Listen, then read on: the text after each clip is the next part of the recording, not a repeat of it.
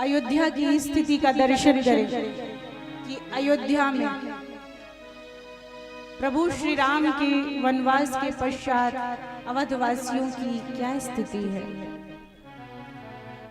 सुमंत जी को भगवान ने लौटा दिया था। सुमंत जी आए और जैसे ही सुमंत जी के लौटने की शुभ सूचना माताओं को प्राप्त हुई,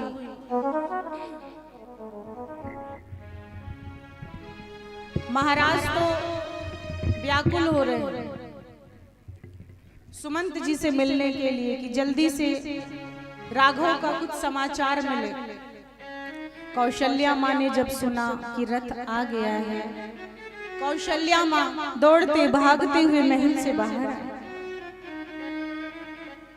कौशल्या माँ को देखकर घोड़े हिलहिलाने लगे और कौशल्या माँ सुमंत जी के पास दौड़ते हुए भागते हुए गए और सुमंत जी के पास जाकर के कौशल्या माता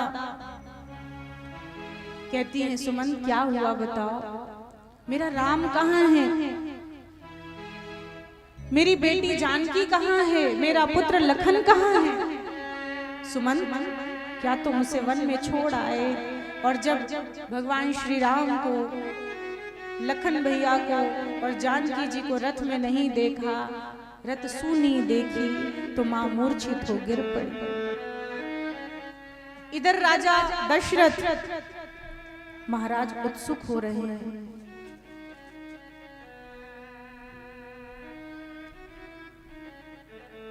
महाराज दशरथ उत्सुक हो रहे हैं, जल्दी से राम के आने का शुभ समाचार मिले और मेरे प्राणों की रक्षा हो। सुमंत्र जी समझ नहीं पा रहे हैं क्या मुंह दिखाऊंगा महाराज को। महाराज ने तो ये कहा था कि वन में घुमाकर सुमंत मेरे बेटे राम को वापस ले आना। किस मुंह से जाकर कहूंगा महाराज से कि आपका पुत्र राम वन में चला गया, मैं उसे वापस नहीं ला सका, अपने महाराज की बात, उनकी आज्ञा का पालन नहीं कर सका, क्या मुंह दिखाऊंगा। सुमंत जी आए। महाराज ने जैसे ही सुमंत जी को देखा चीख पड़े, पूछे, सुमंत मेरा राम कहाँ है? तुम अकेले आए, तुमने अपने महाराज की आज्ञा का पालन नहीं किया, अकेले चले जाए। सुमंत आज पहली बार तुमने मेरी आज्ञा का उल्लंघन किया है, कहो मेरा राम कहाँ है? और मेरी बेटी जानकी दिखाई नहीं पड़ रही। मैंने कहा था तुम्हें मेरी जानकी को, मेरे राम को थोड़ी देर नगर के बाहर भ्रमण करा के रथ में बिठा के समझा के वापस ले आना, और तुमने मेरे राम को कहाँ छोड़ दिया, कहो मेरा राम कहाँ है? सुमंत जी राजा की दशा देखकर घबरा गए। सुमंत जी के तो मानो होश उड़ गए। राजा की ऐसी स्थिति, कहीं राजा प्राण न त्याग दे, राम के वियोग में कहीं महाराज के प्राण न निकल जाए। आज सुमंत जी व्याकुल हो रहे हैं कि ये समाचार सुनते ही कि राम वन में चले गए, कहीं महाराज के प्राण न निकल जाए। सुमंत जी व्याकुल हो रहे हैं। सुमंत जी ने हिम्मत किया और सुमंत जी कहते हैं, महाराज आज मैं आपकी बात नहीं मान पाया, आपकी आज्ञा का पालन नहीं कर सका। महाराज मैंने जहां तक देखा वह आपको बताता हूं। प्रभु श्री राम प्रथम रात्रि में तो तमसा के किनारे विश्राम किए, वहां से सबको सोता छोड़कर श्रृंगवेरपुर गांव में, और दूसरे दिन विश्राम किया वहां के राजा गुह से उनकी मित्रता हुई और केवट में नौका पर बिठाकर उन्हें गंगा पार किया। मैंने यहीं तक देखा कि मेरे राम नौका पर बैठकर गंगा पार किए, इसके आगे मैं नहीं जानता। मेरे प्रभु ने मुझे वापस लौटा दिया। जैसे ही महाराज ने सुना कि राम वन में चले गए, महाराज दशरथ धड़ाम से भूमि पर गिर पड़े। सुमंत, क्या कहते हो? क्या सच में मेरा राघव वन में चला गया? क्या मेरे राम को अपने पिता की याद नहीं आई? सुमंत, अब राम के बगैर इस बूढ़े बाप के प्राण कैसे बचेंगे? तुम ही कहो। राम मेरा प्राण है, राम मेरी आत्मा है, राम मेरा सुकून है। राम के बिना अब मेरे प्राण नहीं बचेंगे। सुमंत, सच कहता हूं, मैंने अपने प्राण लाने के लिए तुमसे भीख मांगी थी कि मेरे प्राण वापस लेकर आना। राजा दशरथ छटपटा रहे हैं, भूमि पर बार बार सिर पटकते हैं, बार बार सिर पटकते हैं, चीखते हैं, पुकारते हैं, राम राम। आज महाराज दशरथ छटपटा रहे हैं, तड़प रहे हैं अपने पुत्र राम के लिए। इतने में कौशल्या की मूर्छा दूर हुई और कौशल्या माता दौड़ते भागते आती हैं। महाराज की ऐसी स्थिति को देखा, महाराज को अपनी गोद में लिटाया, सिर फेरने लगी। महाराज, आप ऐसे तड़पेंगे, आप ऐसे व्याकुल होंगे, आपकी छटपटाहट देखकर हमें भय लग रहा है। महाराज, एक बार हमारे सुहाग की ओर देखिए। महाराज, आप हमारा सुहाग हैं, अगर आपको कुछ हो गया तो हमारा क्या होगा? बेटा वन में चला गया, अगर आप भी हमें छोड़कर चले गए तो हमारा क्या होगा?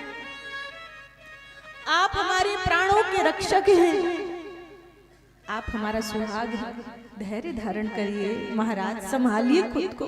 नहीं कौशल्या, अब ये प्राण नहीं बचेंगे, अब ये प्राण नहीं बचेंगे। राजा दशरथ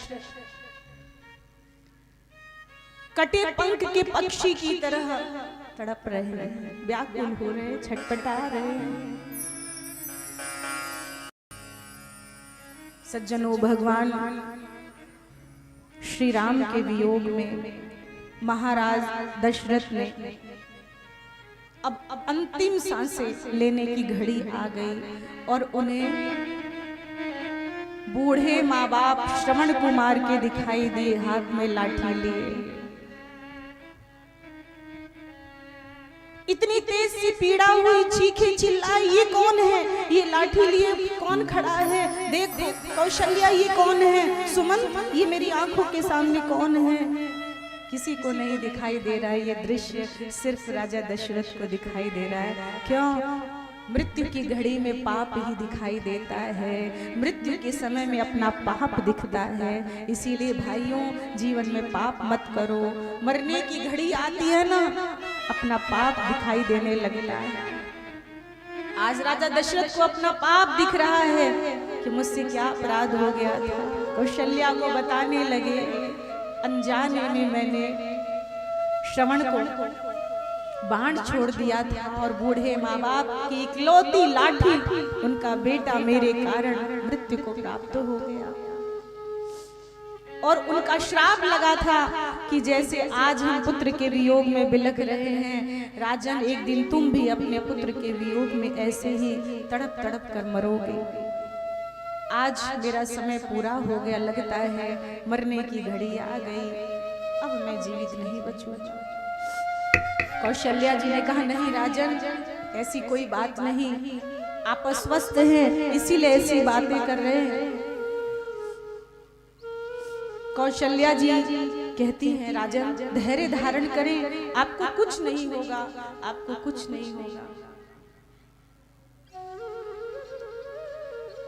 राम राम राम राम राम हा राम हा राम हा राम कहते हुए 6 बार राम नाम लिया है अवध के महाराज ने, और 6 बार राम नाम लेंगे। आज महाराज की आखिरी श्वास निकली और महाराज दशरथ ने अपनी श्वासें छोड़ दी।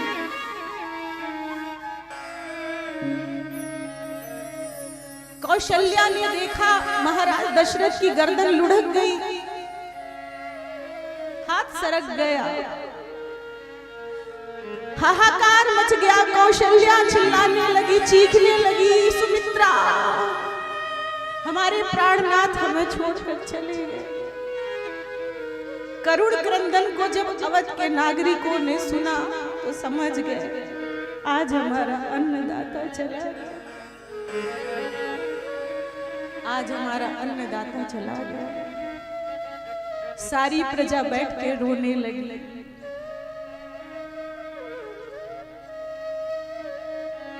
हमारे प्राणों के रक्षक चले गए, हमारे अन्नदाता चले गए।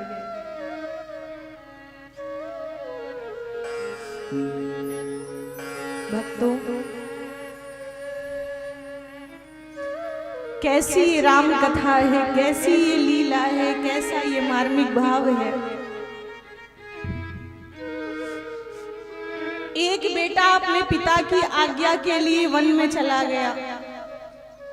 एक बेटे ने पिता की आज्ञा से, जो मां ने वरदान मांगा था कि राजगद्दी पर भरत बैठेंगे, उस गद्दी को त्याग दिया। और एक पिता ने उसी बेटे की याद में अपना प्राण ही छोड़ दिया। कितना कारुणिक प्रसंग है, कितना कारुणिक भाव है कि जिस पिता की आज्ञा का पालन करने के लिए राम वन में चले गए, उसी राम के वियोग में पिता के प्राण ही पखे हो गए।